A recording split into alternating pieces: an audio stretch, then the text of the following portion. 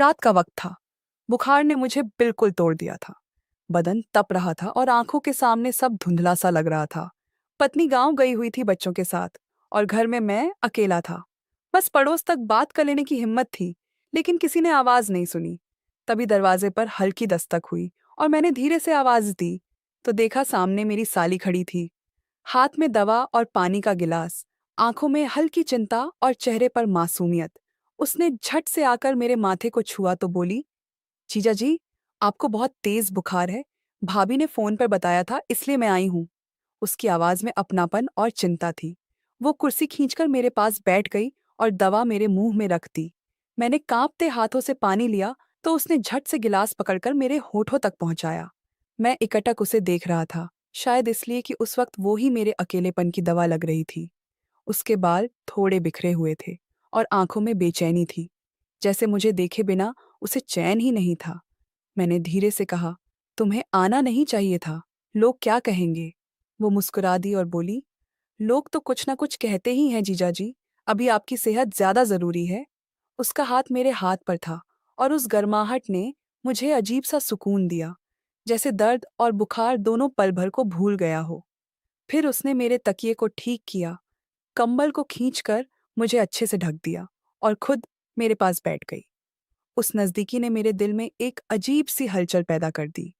वो मेरे इतने पास कभी नहीं बैठी थी। उसकी सांसें मेरे गाल को छू रही थीं और उसका चेहरा मेरी आंखों के बहुत करीब था।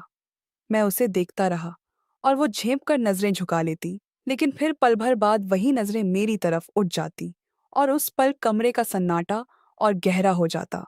ऐसा लगा जैसे वक्त थम गया हो। मैंने हिम्मत करके कहा, अगर तुम ना आती तो मैं पता नहीं कैसे ये रात काट पाता। तो वो बोली, आप अकेले नहीं हैं जीजा जी। जब तक भाभी नहीं आती मैं आपका ख्याल रखूंगी। उसकी ये बात सुनकर मेरे दिल की धड़कन तेज हो गई। एक अजीब सी घबराहट और खिंचाव के बीच मैं फंस गया, क्योंकि रिश्ते की मर्यादा मुझे रोक रही थी, लेकिन हालात और उसका स्नेह मुझे अपनी तरफ खींच रहा था। बिस्तर पर लेटे हुए मैंने पहली बार महसूस किया कि अकेलेपन में किसी का साथ कितना गहरा असर डालता है। और उसके आने से जैसे मेरे कमरे की वीरानी मिट गई थी। वो मुझे बार बार पानी पिलाती, ठंडे पानी की पट्टी मेरे माथे पर रखती और जब मैं कांपने लगता तो मेरे हाथ अपने हाथों में लेकर दबाती। उस लम्हे में मुझे लगा जैसे ये रिश्ता सिर्फ नाम का नहीं, बल्कि दिलों का जुड़ाव है। और मैं समझ नहीं पा रहा था कि ये सब उसका फर्ज है या उसके दिल के अंदर कोई ऐसी बात है जो अब तक छिपी हुई थी। उसके मासूम चेहरे को देखकर मुझे उस रात पहली बार एहसास हुआ कि कभी कभी इश्क वहीं से जन्म लेता है जहां हम लीस्ट एक्सपेक्ट करते हैं। लेकिन वहीं से कहानी में सबसे बड़ी परीक्षा भी शुरू होती है। रात और गहरी हो चुकी थी। कमरे की खिड़की से आती हल्की हवा कंबल के अंदर भी ठंडक पहुंचा रही थी, लेकिन उससे ज्यादा ठंडक मेरे दिल में थी, क्योंकि मेरी हालत कमजोर थी और मेरे पास बैठी साली की मौजूदगी मुझे लगातार विचलित कर रही थी। वो बार बार घड़ी देखती और फिर मेरी ओर झुककर पूछती, जीजा जी नींद आ रही है क्या? मैं सिर हिलाकर मना कर देता तो वो और करीब आकर मेरे माथे को छू लेती। उसके हाथ इतने नर्म और ठंडे थे कि मेरे अंदर तक उतर जाते। कभी वो मेरी हथेली दबाती तो कभी मेरे बालों को सहलाने लगती। और मैं हैरान था कि ये वही साली है जो हमेशा मजाक करती थी, खिलखिलाती थी, लेकिन आज उसका रूप बिल्कुल अलग था। उसकी आंखों में अपनापन और करुणा थी, जैसे मैं उसका अपना सबसे करीब का इंसान हूं। मैंने हिम्मत करके धीरे से कहा, तुम्हें सच में मेरी इतनी फिक्र क्यों है? वो चौंकी और हल्की हंसी दबाते हुए बोली, क्या हर चीज का कारण होता है जीजा जी? कभी कभी सिर्फ दिल चाहता है कि किसी का ख्याल रखा जाए। और आप तो वैसे भी हमारे अपने हो। अगर मैं ना आती तो कौन आता? उसकी ये बात सुनकर मैं चुप हो गया, लेकिन दिल में सवाल और भी गहराने लगे। वो कुर्सी छोड़कर अब बिस्तर के किनारे बैठ चुकी थी। उसकी साड़ी का पल्लू मेरी बाजू से छू गया और उस छुअन से जैसे मेरे पूरे शरीर में एक बिजली सी दौड़ गई। मैं आंखें बंद करके लेटा रहा, लेकिन नींद दूर दूर तक नहीं थी। हर पल मुझे उसकी मौजूदगी का एहसास और गहरा करता जा रहा था। उसने धीरे से मेरे गाल पर हाथ रखा और बोली, अब बुखार कम लग रहा है ना? मैंने उसकी आंखों में झांका और उस पल लगा जैसे मैं जवाब नहीं, बल्कि उसकी आंखों में छुपा राज पढ़ना चाहता हूँ। वो पल भी अजीब था, जहाँ रिश्ते की लकीर हमें रोक रही थी और दिल का रिश्ता हमें जोड़ रहा था। मैंने कांपती आवाज में कहा, अगर लोग देख लें तो वो मुस्कुरा दी और बोली, ये कमरे की चारदीवारी के अंदर जो है वो सिर्फ हमारा है, बाहर की दुनिया का इससे कोई लेना देना नहीं।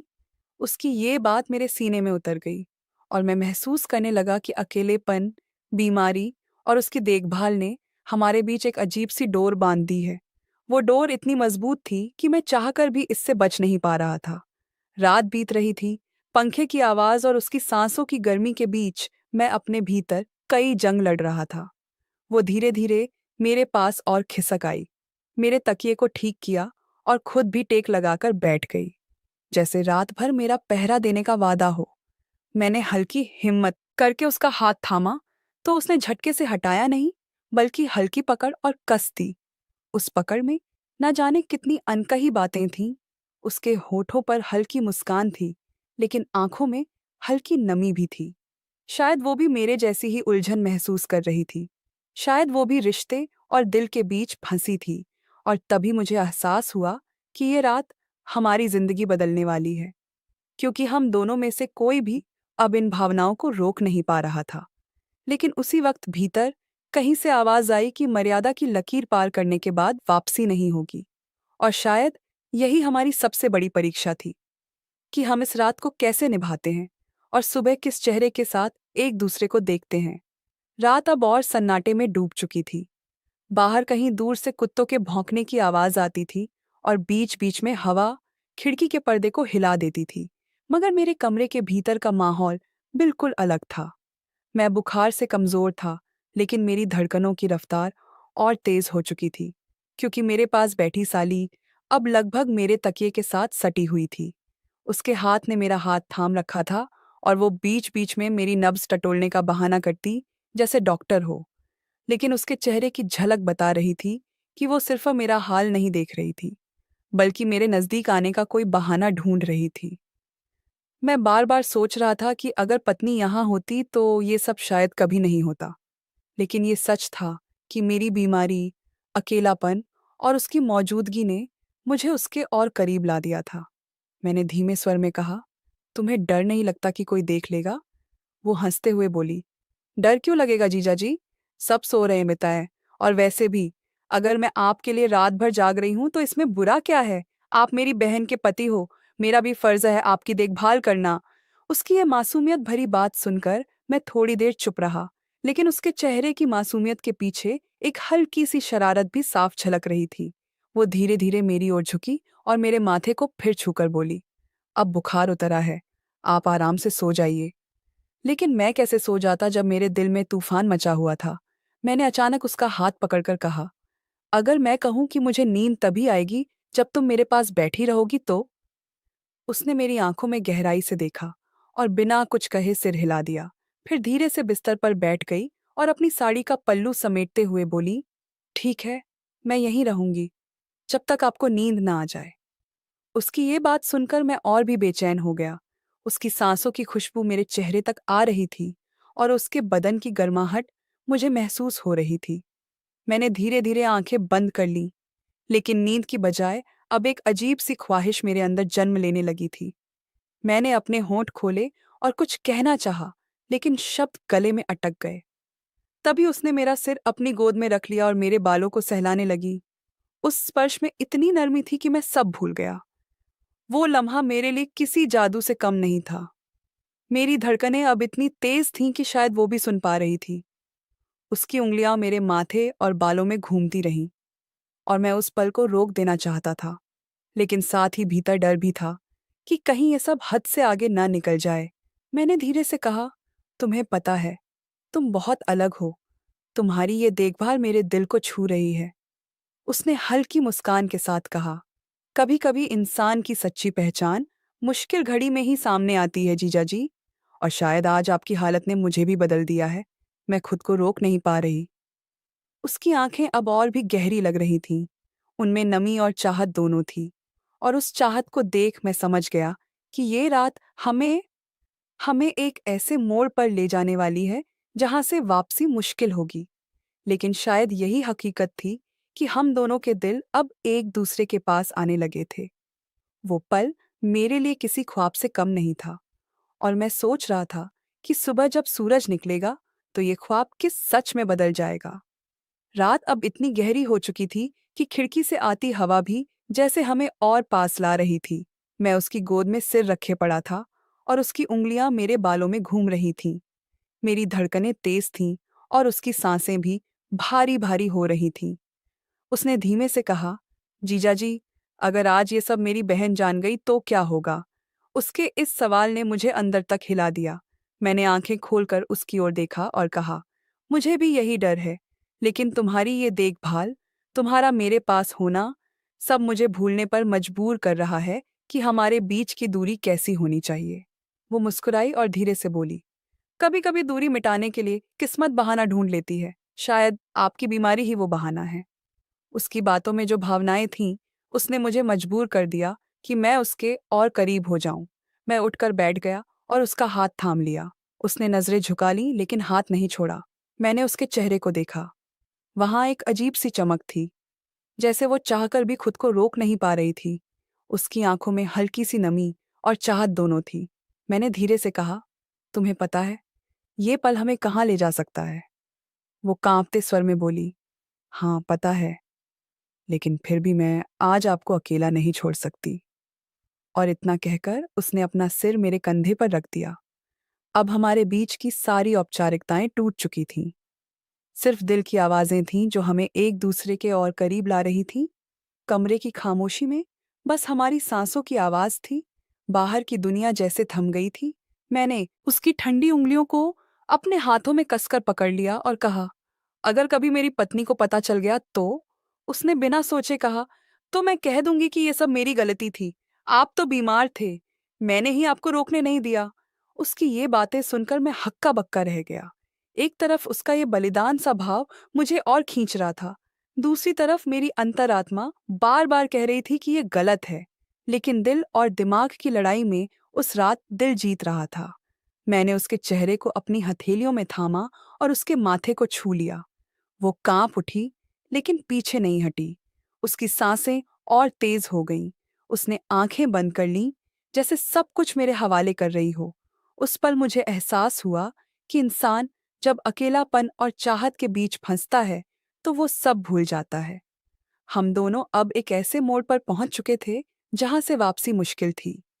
लेकिन उसी पल मेरे अंदर एक सवाल उठा, क्या यही सही है? क्या मैं अपनी पत्नी के विश्वास के साथ धोखा कर सकता हूँ? और क्या मेरी साली को सच में यही चाहिए? मैंने गहरी सांस ली और उससे थोड़ा हटकर कहा, नहीं, हमें रुक जाना चाहिए। ये रास्ता हमें कहीं और ले जाएगा, जहां सिर्फ पछतावा मिलेगा। वो चौंक कर मुझे देखने लगी। उसकी आंखों में आंसू छलक आए।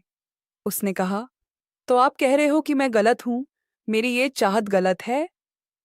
मैंने उसका हाथ थामते हुए कहा, नहीं, तुम्हारी चाहत गलत नहीं है, लेकिन इस चाहत को पूरा करना गलत होगा, क्योंकि इससे हम दोनों की जिंदगी तबाह हो जाएगी। और सबसे बड़ी बात, तुम्हारी बहन की जिंदगी बर्बाद हो जाएगी। मेरी ये बातें सुनकर वो चुप हो गई। थोड़ी देर बाद उसके आंसू मेरे हाथ पर गिरने लगे। वो बोली, आप सच कह रहे हो जीजा जी। मुझे आज समझ आ गया कि चाहत और जिम्मेदारी में कितना फर्क है। मैंने आपको खोने के डर में खुद को खो दिया, लेकिन शुक्र है कि आपने मुझे बचा लिया। उसकी ये बात सुनकर मेरे दिल से बोझ उतर गया। मैंने उसे गले से लगा लिया और कहा, तुम हमेशा मेरी छोटी बहन जैसी रहोगी। मैं तुम्हें कभी अकेला महसूस नहीं होने दूंगा, लेकिन हमारी मर्यादा ही हमें जीने का सहारा है। वो सिसकते हुए बोली, आपने सही कहा, अगर आज हम बहक जाते तो ये रात हमें जिंदगी भर रुलाती। मैंने उसके आंसू पोंछे और कहा, अब चलो, तुम भी थोड़ा आराम कर लो, सुबह सब कुछ सामान्य लगेगा। उसने सिर हिलाया और धीरे धीरे मेरे पास से हटकर दूसरी तरफ लेट गई। लेकिन उसका हाथ अब भी मेरे हाथ में था, और उसी स्पर्श में हमने समझौता कर लिया। प्यार और चाहत अपनी जगह हैं, लेकिन रिश्तों की मर्यादा उनसे कहीं बड़ी होती है। सुबह की हल्की धूप खिड़की से भीतर आ रही थी। पक्षियों की चहचहाहट माहौल को और शांत बना रही थी। मेरी आंख खुली तो मैंने देखा कि मैं अभी भी बिस्तर पर लेटा था और मेरी साली मेरे पास ही कुर्सी पर बैठी थी, शायद रात भर जागती रही। उसकी आंखों के नीचे हल्के हल्के काले घेरे थे, लेकिन चेहरा शांत था, जैसे उसके मन से कोई भारी बोझ उतर गया हो। मैंने उठने की कोशिश की तो उसने तुरंत कहा, जीजा जी, अभी मत उठो, आप पूरी तरह ठीक नहीं हुए। उसकी आवाज में अब वो कांपना नहीं था, बल्कि एक नई दृढ़ता थी। मैंने मुस्कुराते हुए कहा, मैं अब ठीक हूं, शायद कल रात की वजह से। उसने हल्की सी मुस्कान दी, लेकिन आंखें झुका ली, जैसे उस रात का जिक्र भी उसे भारी लग रहा हो। तभी मेरी पत्नी कमरे में आई। उसके हाथ में चाय थी और चेहरे पर वही मासूम मुस्कान। उसने कहा, वाह, आज तो लग रहा है मेरे पति बिल्कुल ठीक हो गए। देखो चेहरे पर कैसी रौनक है। मैंने उसे देखकर सिर हिलाया और चुप रहा। मेरी साली ने तुरंत बात संभाली। हाँ दीदी, मैंने रात भर इनका ध्यान रखा, अब बहुत अच्छा महसूस कर रहे हैं। मेरी पत्नी ने साली की ओर देखा और प्यार से कहा, तूने सच में मेरा बहुत बड़ा काम किया, वरना मैं अकेली इतनी सेवा नहीं कर पाती। उस पल मुझे एहसास हुआ कि अगर कल रात हम मर्यादा से भटक जाते, तो आज ये सुकून कभी महसूस नहीं कर पाता। मेरी पत्नी के चेहरे पर जो विश्वास था, वो विश्वास ही मेरी असली पूंजी था, और मेरी साली ने भी उस विश्वास को बचाने में मेरा साथ दिया था। भले ही उसके दिल में चाहत थी, लेकिन उसने अपनी चाहत को रिश्ते के आगे झुका दिया। नाश्ते की मेज पर सब साथ बैठे। माहौल बिल्कुल सामान्य था। कोई भी नहीं जानता था कि पिछली रात हमारे लिए कितनी बड़ी परीक्षा बनकर आई थी। मैंने साली की ओर देखा तो उसने धीरे से आंखों से इशारा किया, जैसे कह रही हो, चिंता मत करो, ये राजा हमेशा राजा ही रहेगा। और मैंने भी मन ही मन सोचा कि आज मैंने चाहत और जिम्मेदारी के बीच का फर्क समझा है। इंसान के सामने कभी कभी ऐसे मौके आते हैं जहां वो पल भर की कमजोरी में अपनी पूरी जिंदगी बिगाड़ सकता है, लेकिन अगर उस वक्त हिम्मत दिखा दे, तो वही हिम्मत उसकी सबसे बड़ी जीत बन जाती है। उस रात ने मुझे सिखा दिया कि रिश्ते सिर्फ खून या समाज से नहीं, बल्कि विश्वास और मर्यादा से बनते हैं। और अगर मर्यादा टूट जाए तो रिश्ता जिंदा रहते हुए भी मर जाता है। मेरी साली का मेरे प्रति भाव कभी गलत नहीं था। वो सिर्फ चाहत थी, लेकिन उसने खुद अपने मन को काबू में करके उस चाहत को रोक दिया, और यही उसकी सबसे बड़ी जीत थी। उस दिन के बाद से हमारे बीच कभी कोई ऐसी बात नहीं हुई, बल्कि हमारा रिश्ता और भी मजबूत हो गया। वो मुझे हमेशा बड़े भाई जैसा मानती रही, और मैंने उसे अपनी छोटी बहन की तरह संभाला। समय बीतता गया, लेकिन उस रात की याद हमेशा मेरे दिल में एक सबक की तरह रह गई, कि इंसान का असली इम्तिहान उसकी कमजोरी में नहीं, बल्कि उस कमजोरी से बाहर निकलने की हिम्मत में होता है। और जब कभी मैं अपनी पत्नी को देखता, उसके चेहरे पर विश्वास देखता, तो मुझे लगता कि अगर उस रात मैं बहक जाता, तो ये मुस्कान कभी नहीं देख पाता। इसलिए कह सकता हूँ, प्यार और चाहत कभी गलत नहीं होते, लेकिन उन्हें मर्यादा और रिश्तों की सीमाओं में रखना ही जिंदगी की सबसे बड़ी समझदारी है।